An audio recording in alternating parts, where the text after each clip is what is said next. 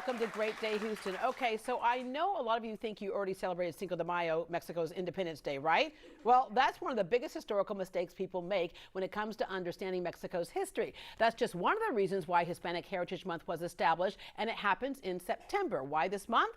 Because today is actually Dia de la Independencia de Mexico. 209 years ago, Mexico won its independence from Spain. But the word Hispanic is a very wide umbrella that also involves Central America, South America, the islands in between, and Spain. Here with some insight, please welcome Dr. Salvador Salinas, Assistant Professor of History at the University of Houston downtown. Good morning.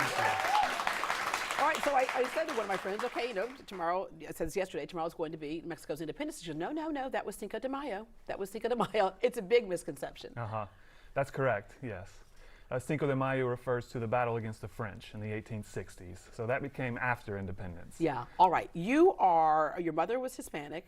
Your dad's from Mexico. Yes, He's Hispanic, and your correct. mother's white. So you grew up in North Carolina. What made you decide that you wanted to do this for a living, that you wanted to teach this history, primarily Mexico's history? Well, I grew up in a binational household with different cultural influences. And I think just being around Mexican culture and U.S. culture kind of influenced me to learn more about Latin American history and Mexican history specifically. All right, and Hispanic Heritage Month was established as actually a week at one point under President Johnson. It became a month in 1988 under President Reagan to recognize Hispanic contributions. Let's just start with, when we say the word Hispanic, as I mentioned, it's a very wide umbrella. People may look at you and say, well, you don't look Hispanic, but Hispanic can look like anything. That's correct, yes. Hispanic refers to people who are descended from Spanish-speaking countries. So, of course, Spain, the Spanish-speaking countries in the Americas, Mexico, Central America, and also in South America. And it also includes Filipinos as well, because it was once a colony of Spain. Yeah, and then all times people will say, oh yeah, my friend is Mexican. I said, where is he from? El Salvador. It's like, well, your nationality is different than your ethnicity or race. And then there are oftentimes you'll find somebody who's black by race, but Hispanic by culture. That's right.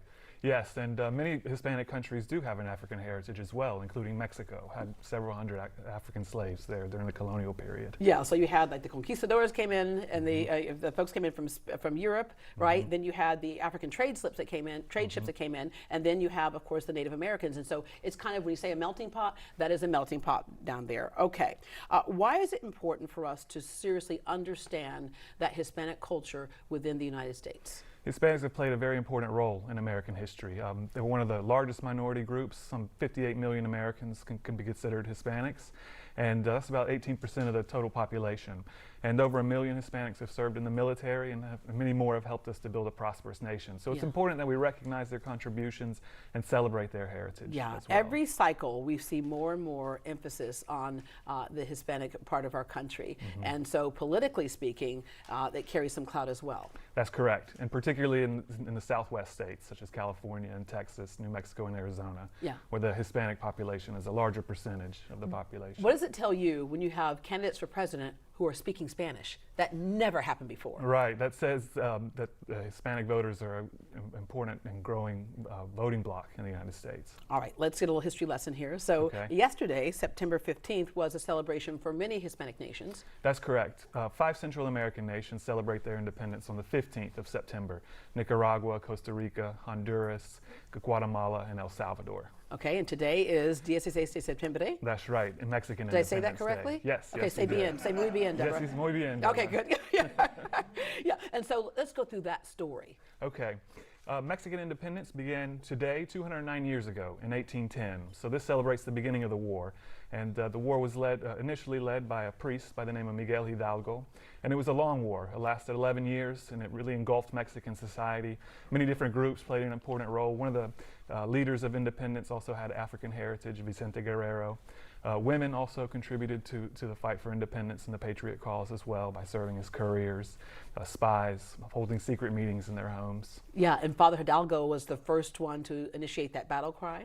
That's correct. That's right. On September 16th, 1810. All right, and important to appreciate it because it's about respect. And actually, that whole battle is a battle that many countries fought, including America. Look at America's independence. It was, getting away from tyranny. It was about equal rights and things like that. Go through what the reason why Mexico wanted that separation and wanted their independence.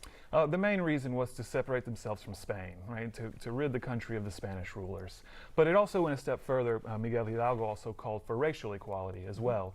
And he called for land redistribution as well. So Indian villages that had lost their lands over the centuries during the colonial period, he called for those to be restored to those communities. All right, many of those battles that we still have today. That's correct. All right, but we learn from our history, don't we? Yes, we do. Well, yes. Thank you very much for being, shall I say, muchas gracias? And thank you very much for being here. All right. For more information about Hispanic Heritage Month, you can log on to greatdayhouston.com.